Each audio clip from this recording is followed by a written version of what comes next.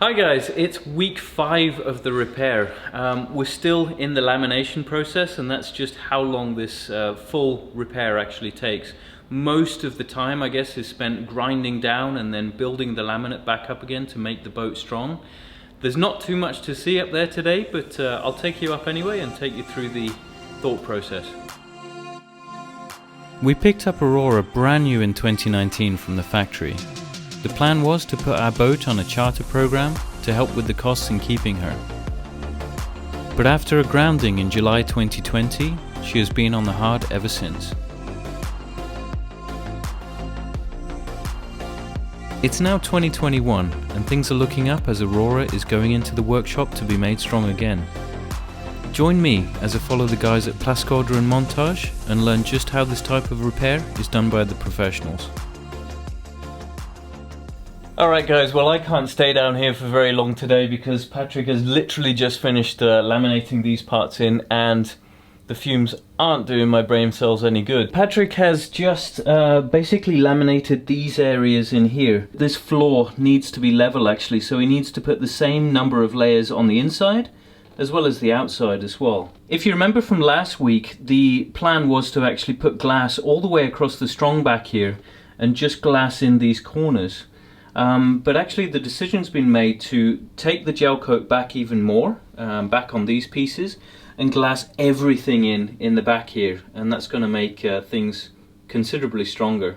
Again, down in this area, Patrick's used the exact same technique, just with slightly thinner glass. He's put down the Crestafix right on the bottom to the hull. The Crestafix will make that super strong bond between the first layer of glass and the original glass that was there before. And what he's done is then laid the first layer of 400 gram chop strand, then another 400 gram of biaxial glass on top of that, and then on top again is used chop strand to finish off. The reason that they're using slightly lighter glass in these compartments is because of the awkward areas to get around, right? When you've got these tight spaces, it's no good getting a big sheet of really thick glass and trying to get it to bend around the contours, around the edges. It just doesn't happen, so that's why they use the thinner glass and then make more layers up if necessary. Actually, when I'm doing these episodes, I need to check whether the last guy is looking to see if I'm here or not, because if I get locked in this building and they set the alarm, I'm in a little bit of problems. So yeah, every once in a while I'm just saying hello.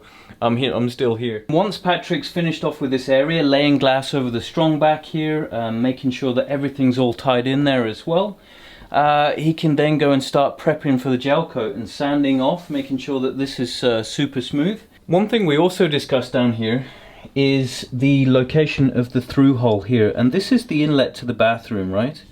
And the issue here I have is that this through hole, it comes up here at a right angle and then goes straight into that hole and then across to the toilet there. And it just doesn't give you a lot of room to work and do something in case a pipe, something happens to the pipe. You end up pushing it into this hole and you may lose it. So basically what we want to do, and Patrick said this is super easy actually because he's already done the glassing here and everything like that, so he just needs to grind away on the bottom side, but he can actually move this through hole maybe across a little bit this way, so that I've got plenty of room to work on it and do anything that needs doing there. And the current through holes and the seacocks that I've got installed there are looking like this. Let me just show you. So they are these bad boys here, and this one is for the sink outlet, and this one is for the toilet inlet. So you can see that these through holes are actually plastic. The seacocks themselves are actually in bronze. And a lot of you have been suggesting these True Design through holes and seacocks, actually the composite ones, and they do look super strong. So I may just pop down to CC and pick some of those up and just replace the whole thing. I think that could be a good idea. So you remember that wiring I told you I needed to do, that I wanted to get underneath the strong back there into certain places, including the bilge pump? Well, we went ahead and did that over the weekend, and it's came out super well actually. We've achieved many different things. And if I take you in here, you can see that now I've got 3 new tubes in there. One of them leads to there, where I can get some cable to the bilge pump. Another leads into the back bedroom in the middle, just behind the engine there, so I can take any cables all the way back there. And the other one is actually leading under here. You can probably see it there. That will contain some new cables for a tank sensor for the water tank. You can see that in blue just behind the curtain there, just behind the plastic. And it will contain some temperature sensors as well, so I can plant them inside the fridge and the freezer. So I can see exactly what temperature it is in there, just in case I need to adjust the thermostat up or down. Probably not that necessary, but they're good projects all the same. And I'm a bit of a gadget freak, so I like to add these little things here and there. And it's, I don't know, it's just kind of my hobby. I like to do it. Another thing that we've got going down here now is the forward scan sensor. And this is a sonar that will look around 30 meters in front of the boat. That's if we're making our way slowly into harbors that we don't really know the depth of. This will really give a good indication of what the bottom looks like in front if the chart isn't that good. So the way that I've routed that is through here, and I'm putting these little plastic pieces of trunking here. Oh, that needs to be longer for sure. I've gone through here, all the way through the middle of the hull, following that piece of grid, all the way underneath the engine and up into the bedroom there. When it comes out into the bedroom, then I can go up and into the chart table and straight to the chart plotter. The cable was only 9 meters long, and I bought the 3-meter extension cable, and I measured it, and I went all the way from down there, all the way up here, and all the way around to the chart plotter. Just using a rope out on the deck actually. It was looking like I'd got about half a meter spare, and I really don't want to do the whole cable run and find out I haven't got enough cable. So it was a good idea actually to just go straight through the middle of the floor, so I know that we've got enough cable there. There's 12 meters of cable. If we needed any more length on that, then I'd need to buy an extra sonar hub from B&G, which is another 400 euros. Really didn't want to do that, so that was a nice little result as well. So every time I'm coming down here actually, I'm really excited to see what's been going on over the last few days. And yeah, even though the boat is in pieces at the moment and it looks like a mess, it's giving me a lot of hope and everything that we're going to have an amazing summer this year, and it's going to be much better than last year for sure. So on that note, I'll see you guys again on Friday. Check this out guys, this is the boat that fell on its side, if you remember, and all of the side has now been fiberglassed up, repaired. There's gel coat on it now, and it's ready for finishing. That's really cool to see. I'll show you what it looks like when she's finished off. Thank God it's Friday guys. Let's go upstairs, see what Patrick's done in the last couple of days. We're back to glassing, and I'm sorry, this is the best camera angle I can find more or less to show you this, but Patrick has completed more or less everything in front of the strongback now. Like I said the other day, he's just got a few more layers to lay on the piece forward of the strongback, and then on the strongback itself. When you're choosing which grade of fiberglass that you want to use, generally the bigger areas, the more open space that you have with the glass, you would choose a heavier glass to get more down at one time. So you'd be looking at the 900 gram and 1200 gram fiberglasses there. But when it comes down to the intricate parts in and around these areas around here, then you start going down to 200 and 400 and 600 grams of glass. The most important thing, as I've said before, is not to get any bubbles in this. So the thinner the glass is, the less chance that you're going to get bubbles inside. The first layer is one 600 gram chop strand layer. The next layer is biaxial, 200 gram, and then the next layer on top of that is another 600 gram chop strand layer as well.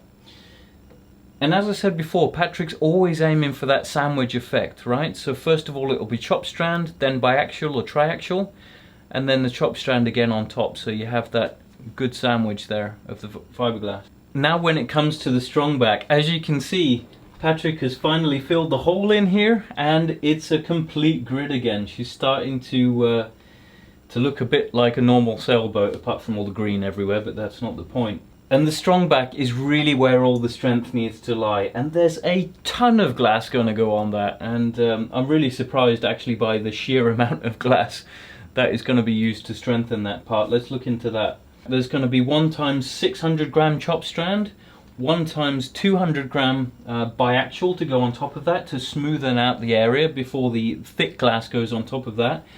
Then the thick triaxial 1200 gram will go on top of that. Then another 900 gram chop strand on top of that. 2 times 1200 gram triaxial. And then he will let that dry.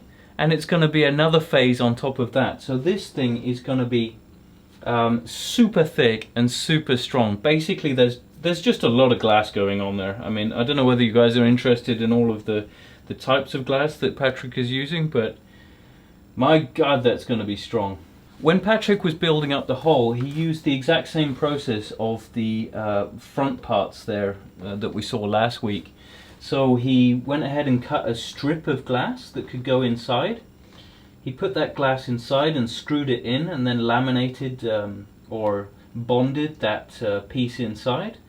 Then he went and put the piece that he cut out on top, and then started putting the bonder inside, the Crestafix inside, and then starting to put the laminate on top of that to really glass it all in and make it strong. An interesting fact actually is all these repairs, all the glass that's going onto this grid will actually reduce slightly the storage space that we can use in this area, but nothing compared to the benefits that having a super strong grid will create. But apparently there have been customers in the past that have slightly complained that these parts are bigger and the storage space is a little bit less. Which would you prefer? A really strong boat or a bit more storage down there? I know which one I'd go for. Now you can see down here all these layers of glass that are ready to go in this area, and just look at the thickness of this stuff. It's gonna be amazing, and oh my God, I'm so excited with how this boat is gonna feel at the end of this repair process. Like just the added security of knowing that all of this is actually going down on the boat. What I've found when cutting glass in the past is that these thick bits are so much easier to work with. When you start getting the thin material in the glass, it can shift shape a bit and start fraying all over the place, and it's really a pain in the backside. So in one way, I'd recommend cutting the thicker stuff if you can when laying up glass. And then of course, once these pieces are on, that's the last phase in the laminating process, and then the boat is going to be prepared for painting, and that's probably going to be next week, so I'm looking forward to sharing that with you. And also I asked Patrick, I said, are these the last pieces of glass to be cut? He said, no, there's actually more to cut on Monday. So, Jesus Christ, there's going to be a lot of glass on here. And if you guys don't trust this repair, I don't know what will convince you, honestly. There's one more thing actually that Patrick has done here, and there were slight holes in the corners down there.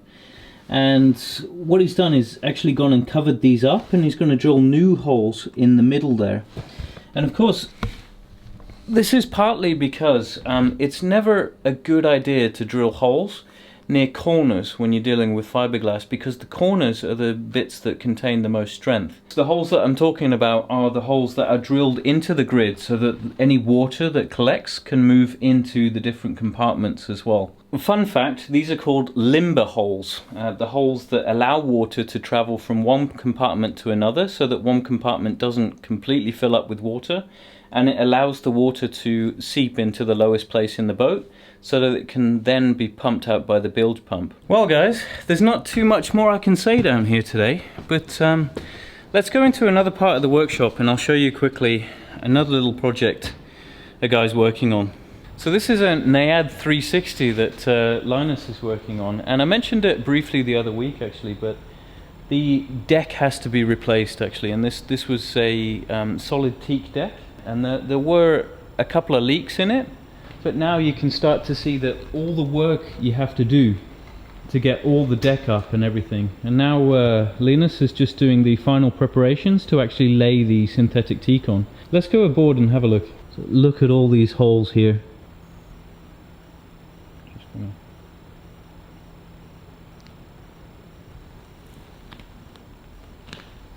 Now on the top here you can see the sheer extent of all the holes that was going through the old teak here. Of course, the reason why the old teak needed to be repaired or taken off was A, because it was going rotten, B, because the screws start to stick up above because it's maybe been pressure washed or it's been sanded, you know, so eventually the layer starts to go down. And then you need to basically put some new teak down. Now originally this teak was put down with silicone, and this causes a real problem when it comes to boats and bonding and things like that. Silicone is really not your friend. What Plascoda like to do actually is use a Sikaflex or another bonding compound, but not silicone, because silicone can really play havoc with any bonding that you want to do. Not only did Linus actually have to bash away all of the old teak, which took an age, and you were getting pretty tired with your arms after that, right? Once that's bashed away, actually, you have to go around with fine scrapers and everything to try and scrape up all the old silicone and get the deck flat, and then sand it as well. So when you're dealing with silicone here, you can see that you can scrape it off, but actually the remains of the silicone will always be like, don't cut my fingers off, will always be there, and it's actually very difficult to get rid of silicone. If you're ever thinking about the silicone paint or the Silica One, I think Hempel and maybe International have come out with that paint lately, and you're thinking about using that as an anti-fouling paint, remember it's silicone based obviously, and if you want to do any hull repairs later on, it's going to cause you some real issues in the fiberglass repair. So you're just making sure that the it's adhering properly and everything, and just checking. Yeah. So actually Linus has done a few different test bits here, because the way that, like I said, the way that this was originally laid was done with silicone, and you cannot remove all of the silicone here, which means that when the new FlexiTeak goes down, it has to be a silicone based compound that will adhere that to the surface. And Linus is using different test bits because there's different silicones being used in the past around here. Moving downstairs here, actually, this is Linus's boat that he's working on, and that's what I really love about this place, is there's a lot of passion for boats, because pretty much everyone that I've met has a boat and is working on their boat, right? It's something special, and it feels like a really cool family-owned business in that way, you know. Nicholas, the yard manager here, allows everyone to bring in their boats and come and work on them, and Linus has just picked up this boat and he's gutting it and stripping it and making sure that it's going to be well built again, I guess. But you've got your work cut out for you, that's for sure. Yeah. Exactly. Yeah, so Linus, how did you get hold of this boat? This boat was worth no money. It has sank to the bottom of the sea at midsummer. Like it was a party. On midsummer? Yeah, it was a party boat for some guys, and the boat sank. Yeah, okay. So I got it and just wanted to repaint it, and now we are here and totally build the boat up again. Like a total renovation.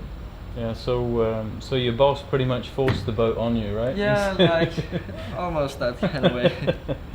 Said, Linus, take the boat. It's a free boat. You need to repair it. Yeah, exactly. So there's been a lot of work done to it. A new transom I have made, and a new grid.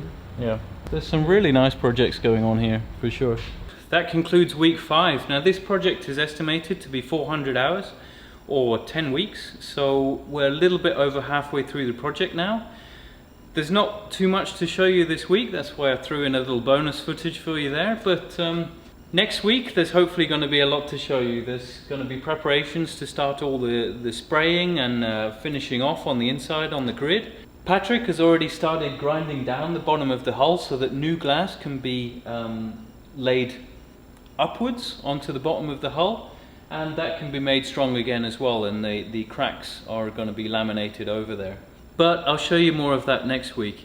Anyway, it's time for me to finish for the day, go home. It's Pad Thai night again, Pad Thai Friday, and have a nice weekend. The same to you guys. Hope you have a good one. Take care. See you next week.